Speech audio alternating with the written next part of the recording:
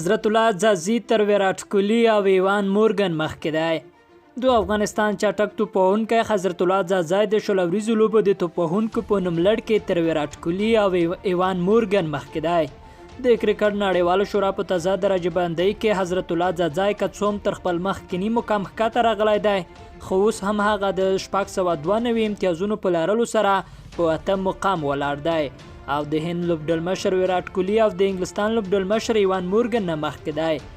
حضرت الله ځاځي چې تیر کال د آیرلینډ پر وړاندې چټکه توپوهنه ترسره کړې وه او په شل ورځو لوبو کې ښه ځلیدلی دی، د کرکټ نړیواله شورا د توپوهونکو په درجه بندۍ کې 5 مقام ته رسیدلی و چې وروسته بیا 6 مقام ته لاړ، ورپسې 8 ته لاړ. خو نوموړي اوس هم د هند کرکټ ملي لوبډلې لوبډلمشر ویراټ کوهلي او د انګلستان لوبډلې لوبډلمشر ایوان مورګن نه مخکې دی. ویراټ کوهلي چې په ټیسټ او ورځنیو لوبو کې تر ټولو مخکښ توپوهونکی دی، د شل ورځو توپوهونکو په درجه بندۍ کې تازه د 683 امتیازونو درلودلو سره 9 مقام ته راغلی دی. همداراز ایوان مورګن بیا د 653 امتیازونو سره 10 مقام ترلاسه کړی دی.